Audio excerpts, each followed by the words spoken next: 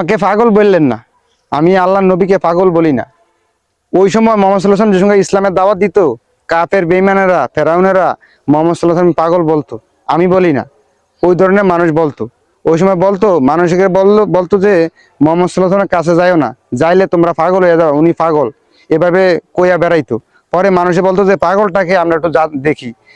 পাগল দেখতে যাইয়া, মোহাম্মদ সাল্লাল্লাহু আলাইহি ওয়াসাল্লামকে দেখতে যাইয়া ওই সময় মানুষ মুসলমান হয়ে গেছে। এরকমই আমাদের দেশে কিছু রাজনৈতিক দল আছে, তারা জামাত ইসলামকে রাজাকার বলে। আরে 2000 সালের পরে জন্ম যে লোক, আমরা 2000 সালে জন্ম, আমাদেরকে রাজাকার বলে। আমরা কি রাজাকার? আর জামাত ইসলামের বদনাম করে জামাত ইসলামে 100 কোটি টাকা দিও এই জামাত ইসলামের প্রচার প্রচারণা করতে পারলো না। তারাই প্রচার প্রচারণা করতেছে। আমার মনে হয় না হলে 100 কোটি টাকা লাগতো এই প্রচার প্রচারণা করতে। তারা বুঝে না, তাদের নিজের দল না গুছিয়ে মানুষের বদনাম করে বেড়াইলে নিজের দলের ক্ষতি হয়, সেটা জানে না মানুষ। এত বোকা।